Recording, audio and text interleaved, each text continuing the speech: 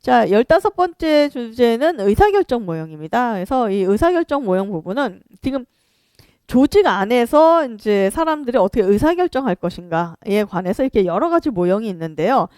보시면 뭐 합리 모형, 만족 모형 뭐 이런 식으로 쭉 등장을 하잖아요. 예전에 객관식 때 이걸 이제 돌아가면서 어떤 때는 합리 모형 묻고 어떤 때는 만족 모형 묻고 어떨 때는 점증 모형 묻고 이런 식으로 막 돌아가면서 굉장히 여러 번 물어봤어요. 그래서 그걸 다 합치면 10번도 넘게 물어봤습니다. 논술형으로도 이미 한 번 나온 적이 있습니다. 제 기억으로는 3년 전에 요것도 나왔어요. 그때 아마 저 합리 모형하고 그 밑에 이따 밑에 보시면 점증 모형이라는 게 나오거든요. 요 두 가지를 장단점을 써라 이런 식으로 해서 이미 논술형으로 문제가 나온 적이 있습니다. 근데 그게 벌써 한 3년 전 해가 바뀌었으니까 4년 전인가요? 아무튼 3, 4년 전에 물어봤기 때문에 역시 이것도 제출제 가능성도 있는 거니까 봐두실 필요가 있어요.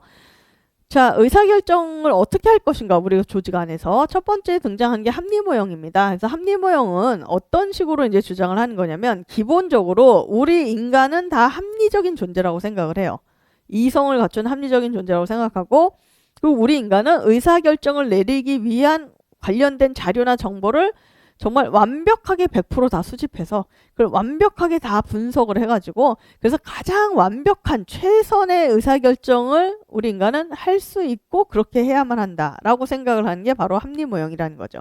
예를 들어서 내가 교장 선생님이야. 근데 이번에 우리 학교가 수학 여행을 가야 돼. 근데 어느 지역으로 수학 여행을 갈 것인가를 내가 이제 의사결정을 해야 된다는 거죠. 그러면 합리 모형은 이런 식이죠. 교장 선생님은 수학 여행에 관련된 모든 자료와 정보를 100% 수집할 수 있고 그리고 그 모든 자료를 100%다 분석을 해서 그래서 그에 따른 가장 합리적 논리적 결과로 그래서 이번에 우리 수학 여행은 뭐 부산으로 간다든가 뭐 이런 식으로 가장 완벽한 결정을 교장 선생님은 할 수 있고 또 그렇게 해야만 한다. 이렇게 생각을 하는 게 바로 합리 모형이라는 거죠. 그래서 의사결정제의 어떤 전지전능. 그다음에 가장 최적의 대안을 가장 합리적으로 선택하는 거.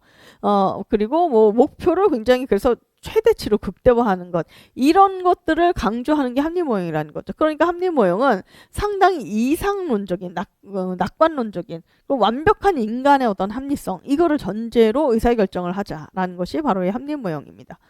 그래서 그렇게 의사결정하는 게 가장 좋다라고 얘기하는 게 합리 모형이죠. 그런데 이거는 벌써 우리가 말만 들어도 이게 가능합니까? 사실 이건 불가능하잖아요. 우리 인간이 뭐 그렇게까지 합리적인 존재입니까? 그렇게까지 전지전능하게 모든 걸 완벽히 분석할 수 있는 존재입니까? 실제로는 그렇지가 않다는 거죠. 그래서 이 합리 모형이 비판을 받았어요. 뭐라고 비판을 받았냐? 너무 비현실적이다. 합리 모형 너희들이 얘기한 건 너무 비현실적이다. 그래서 그 다음에 나온 게 만족 모형입니다. 자, 만족 모형 마츠와 사이먼 이런 사람들이 주장을 했는데 이 사람들은 뭐라고 했냐? 아니다. 의사결정은 저렇게 완벽하게 합리적으로 이루어지는 게 아니라 의사결정은 어떻게 일어나냐? 의사결정자 개인이 만족하는 수준에서 의사결정이 일어난다. 그리고 그 정도 수준에서 의사결정을 해야 된다. 이렇게 보는 것이 바로 만족 모형이라는 거죠. 그러니까 아까 합리 모형에서는 그 교장 선생님이 그 수학여행 어디로 갈 것인가를 정할 때 완벽하게 합리적으로 이렇게 의사결정해야 된다 이런 식이잖아요. 그러면 만족 모형 그거 아니다 이렇게 얘기하는 거죠. 그게 아니라 교장 선생님이 수학여행에 관련된 자료를 모아도 그 자료를 100% 완전히 모을 수 있는 게 아니라 그냥 본인이 모을 수 있는 한도 내에서 그냥 자료를 수집을 하는 거고 그리고 수집된 그 자료도 100%다 보지를 못한다는 거예요. 그냥 자기가 볼 수 있는 한도 내에서 그냥 그 자료를 보는 거고 그리고 막 자료를 보다 보니까 그냥 개인이 내가 보다 보니까 그냥 이번에 수학여행 그냥 부산 정도 가면은 이게 가장 좋은 거 아닌가? 이런 식으로 그냥 본인이 만족하는 수준이 되면은 그냥 거기서 의사결정을 해버린다는 거죠. 이게 바로 만족 모형이에요. 그래서 여기 나온 것처럼 그러니까 기존의 합리성의 한계를 이제 수용하고 있는 게 이 만족 모형이라는 거죠. 그래서 최선의 결정은 절대적 의미의 최고가 아니라 그냥 만족스러운 상태의 것이다. 그래서 그 의사결정자 개인이 만족하는 수준에서 의사결정이 일어난다. 이렇게 얘기한 게 바로 만족 모형이었습니다. 그러다 보니까 그 다음에 이제 점증 모형이라는 게 등장해요. 점증 모형은 린드블럼이 제시했는데 점증 모형에서는 의사결정은 어떻게 일어난다라고 이야기를 하느냐. 이거는 기존의 결정을 수정 혹은 보완 하는 그런 수준에서 의사결정이 일어나는 거다. 이렇게 이야기하는 게 바로 점증 모형이에요. 그래서 되게 정책 결정이나 이런 것들은 기존 정책의 문제점을 개선해 나가는 그런 과정에서 이제 의사결정이 일어난다. 이렇게 이야기를 한다는 거죠. 그러니까 즉 교장 선생님이 수학여행지를 정할 때 완벽하게 100% 합리적으로 수학여행지를 결정하는 것도 아니고 그냥 개인이 이 정도면 되지 않아? 이렇게 만족하는 수준에서 의사결정을 하는 것도 아니고 점증 모형에 의하면 뭐부터 시작하냐면 과거의 결정을 먼저 검토를 시작한다는 거죠. 자, 올해 수학여행을 가야 되는데 잠깐만 작년에 어디 갔지? 재작년에 어디 갔지? 그러니까 과거에 비슷하게 내렸던 의사결정이 있잖아요. 그거를 다시 검토를 해본다는 겁니다. 그래서 작년에 어디 가고 어디 갔는데 그러면은 뭐 작년에 이렇게 부산에 했으니 이 올해는 그거 약간 뭐 좀 더 위에 옆에 있는 경주로 가볼까? 뭐 이런 식으로 기존에 내렸던 비슷한 의사결정을 다시 이렇게 검토를 한 다음에 기존에 내렸던 결정을 약간 수정하거나 약간 보완하거나 약간 개선하거나 하는 그런 수준에서 의사결정이 일어나는 거다. 이렇게 이야기하는 게 바로 린드블럼의 이 점증주의 모형이라는 거죠. 그래서 이런 의사결정은 결국 기존의 어떤 정책 대안과 경험을 기초로 약간의 점진적인 개선을 도모할 수 있는 그런 어떤 제한된 수의 대안만을 검토를 해서 그 안에서 현실성 있는 정책을 선택하는 것. 그게 바로 의사결정이다. 라고 이제 이야기를 한다는 거죠. 이 점증 모형은 나름의 장점이 있습니다. 장점은 뭐냐면은 상당히 이렇게 뭐랄까 수용성이 높은 의사결정을 할 수 있다는 거예요. 그러니까 뭐냐면 이런 식으로 의사결정하면 이 구성원들이 쉽게 받아들여요. 뭐냐면 과거에도 비슷하게 이런 거 결정했는데 이번엔 그걸 약간 수정한 거잖아요. 막 좀 색다르게 의사결정한 건 아니지 않습니까? 그걸 오히려 약간 보완하거나 개선한 거기 때문에 사람들이 쉽게 그러니까 찬성을 하고 쉽게 받아들일 수 있는 의사결정을 할 수가 있다는 거죠. 그런 면에서 상당히 좋습니다. 근데 이제 단점이 있죠. 단점은 바로 뭐냐? 너무 보수적인 의사결정. 그래서 뭔가 획기적인 변화는 일어나지 않는다. 그게 단점이라고 얘기를 해요. 그러니까 뭐냐면 우리는 이렇게 안정되게 좀 뭔가 사람들이 쉽게 받아들일 수 있도록 의사결정을 하는 것도 중요하지만 때로는 어떤 게 필요하냐면 정말 파격적인 의사결정이 필요할 때도 있어요. 우리 조직을 위해서 예전에는 감히 생각도 못했던 막 엄청난 파격적인 의사결정이 필요할 때도 있습니다. 근데 이 점증 모형식으로는 그런 의사결정이 가능합니까? 불가능합니까? 불가능하다는 거죠. 그래서 그러면서 상당히 보수적인 그런 어떤 의사결정이다. 이런 비판을 받은 게 점증 모형이에요. 참고로 말씀드리면 자, 그럼 파격적인 의사결정을 하려면 과연 어떤 모형에 의해서 그나마 가능하냐? 차라리 아까 처음에 봤던 합리 모형 있잖아요. 이 합리 모형식으로 의사결정을 하면은 차라리 그런 파격적인 의사결정을 할 수도 있어요. 물론 100% 완벽하게 이성적으로 합리적으로 한 건 아니겠지만 어쨌든 자료를 최대한 많이 수집하고 막 논리적으로 분석을 해보니까 그 논리적 합리적 결과로 이번에는 이런 식으로 해보자. 이전에 없었던 새로운 의사결정 이런 게 나올 수도 있긴 있거든요. 그래서 차라리 그런 파격적 의사결정을 하려면은 합리 모형식으로 하는 게 차라리 더 낫다. 이런 이야기를 하죠. 자, 혼합 모형이라는 것도 있습니다. 일전이가 제시를 했는데 혼합 모형은 기존에 왜 합리 모형이 갖고 있는 점증 모형이 갖고 있는 가장 장단점이 있다는 거죠. 그래서 그런 장점을 결합해서 나온 게 바로 이 혼합 모형입니다. 그러니까 합리 모형은 상당히 이상적이지만 현실적이지 못하고 점증 모형은 방금도 얘기했지만 상당히 현실적이지만 너무 보수적이다. 이제 이런 식의 비판을 받는 거죠. 그래서 이 둘의 장점을 두 개를 결합하자. 그래서 혼합 모형은 두 개를 혼합하자. 즉 합리 모형과 플러스 점증 모형 요 두 가지를 혼합해서 의사결정하자라고 해서 혼합 모형이에요. 그러니까 어떻게 하는 거냐?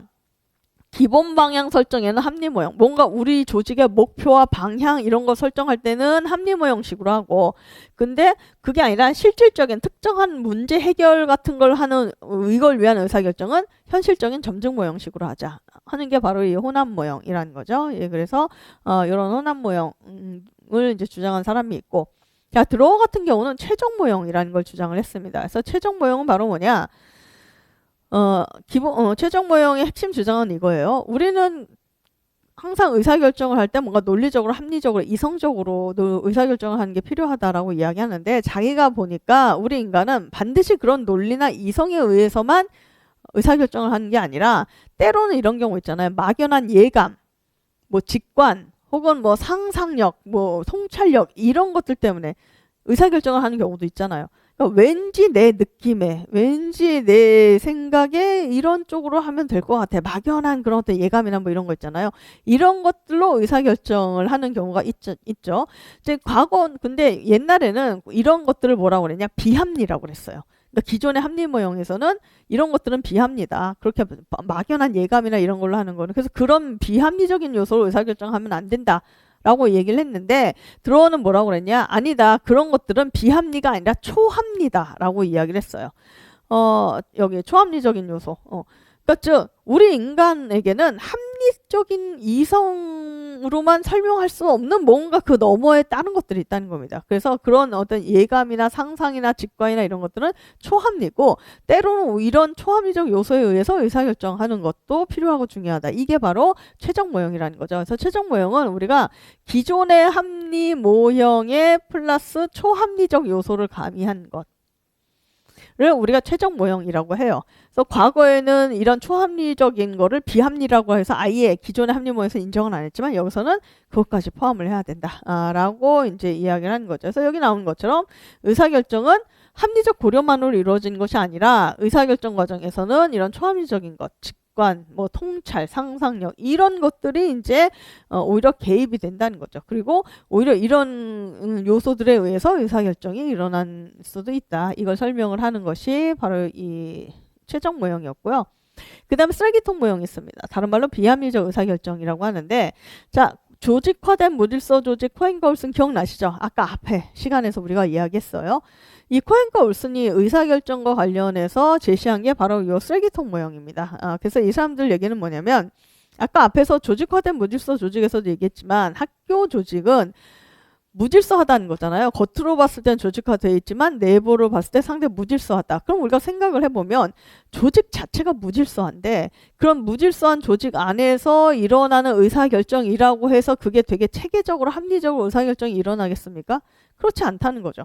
조직 자체가 무질서하다 보니까 그 안에서 일어난 의사결정도 결국은 무질서하게 어쩌다 보니까 그냥 우연에 의해서 주먹구구식으로 그냥 그렇게 의사결정이 일어난다는 거죠. 즉 그래서 의사결정은 항상 우연에 의해서 일어난다. 주먹구구식으로 일어난다. 그래서 쓰레기통 모형이다. 라고 이 사람들이 이야기를 했어요. 그러니까 결국 뭐냐면 특히 이 사람들이 코헨과 올슨 얘기를 했기 때문에 특히 저 비합리적 의사결정, 쓰레기통 모형은 어느 조직의 의사결정을 얘기하는 거냐면 학교 조직의 의사결정.